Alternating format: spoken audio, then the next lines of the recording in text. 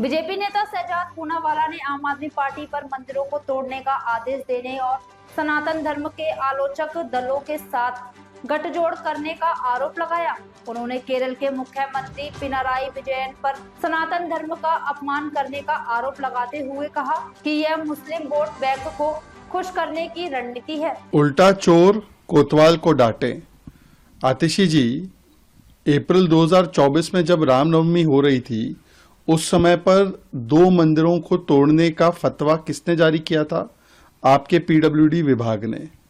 उससे पहले 2023 में भी दिल्ली हाईकोर्ट ने दिखाया है कि किस प्रकार से 50 वर्षीय मंदिर तोड़ने की साजिश आपने रची थी।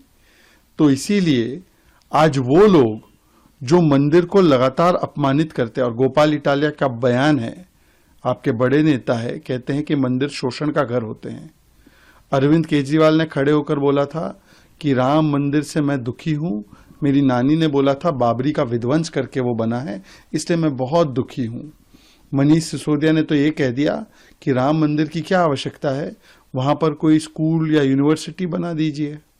जिन लोगों ने आजीवन हिंदू धर्म का मंदिरों का अपमान किया है, जिनके साथी चाहे वो लेफ्ट पार्टी के नेता पिनराई विजयन हो, वो सनातन को गालियां देते हैं, डीएमके देती है, एसपी के नेता शिवलिंग का मजाक उड़ाते हैं, टीएमसी उज्जैन महाकाल लोक में हो रही पूजा का मजाक उड़ाते हैं। उनके साथ अलायंस में रहने के बाद आज आप ये बात कर रहे हैं। अगर आप में हिम्मत है तो दूध का दूध पानी का पानी कर दीजिए और बता दीजिए कि ये जो आज आपको स्कीम याद आ रही है, घोषणा याद आ रही है कि पुजारियों को और ग्रंथियों को आप पैसा देना चाहते हैं, आप तो सरकार में दे दीजिए ना। आप घोषणा क्यों कर रहे हैं? पंजाब में आप सरकार में 1000 रुपए प्रति महिला कितनी महिलाओं को दिया?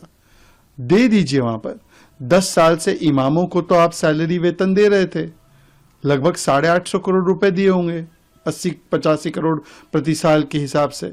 तो 10 साल का बकाया पंडितों का, जो पुजारी है, ग्रंथियों का है, वो भी देने की चेष्टा कीजिए, केवल घोषणा मत कीजिए। Sir, on temple accused him of making extremist remarks, while he has said that should I be saying something else if I had aimed for vote bank politics, whereas Congress leader VD Satishan has said that his statement is he is helping Hindu nationalist organization by making such statements. How do you see that?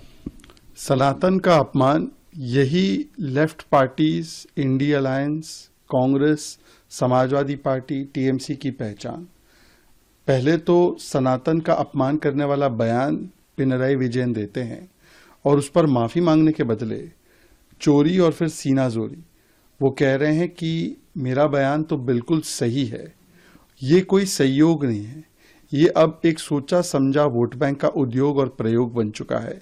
क्योंकि हमने देखा है कि किस प्रकार से मुस्लिम vote की तुष्टीकरण के लिए और वोट बैंक की प्रतिस्पर्धा के लिए एक के बाद एक हिंदू आस्था को दो गाली ताकि मिले वोट बैंक की ताली, इस प्रणाली पर ये लोग चलते हैं। कुछ दिन पहले पिनराई विजयन ने बताया था कि कैसे जमाते इस्लामी का समर्थन कांग्रेस को मिला था। अब Congress party vote bank politics में बड़े मियां बन गई तो छोटे मियां को लगता है कि मैं भी हिंदू और सनातन को अपमानित करने वाले बयान देकर आगे निकल जाऊं।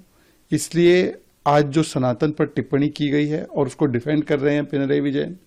हमने देखा है कि समाजवादी पार्टी ने शिवलिंग का मजाक उड़ाया, महाकुंभ का मजाक उड़ाया, टीएमसी ने उज्जैन महाकाल में हो रही पूजा का मजाक उड़ाया। कांग्रेस पार्टी तो लगातार हिंदू विरोधी टिप्पणी करती रहती है, राम मंदिर प्राण प्रतिष्ठा को नाच गाना बोला था। तो ये एक पैटर्न है, ये एक डिजाइन है।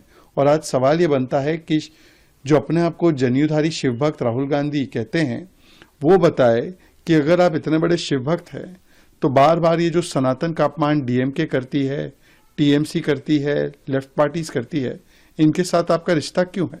आप दिल्ली में इनसे अलायंस तोड़िए ना।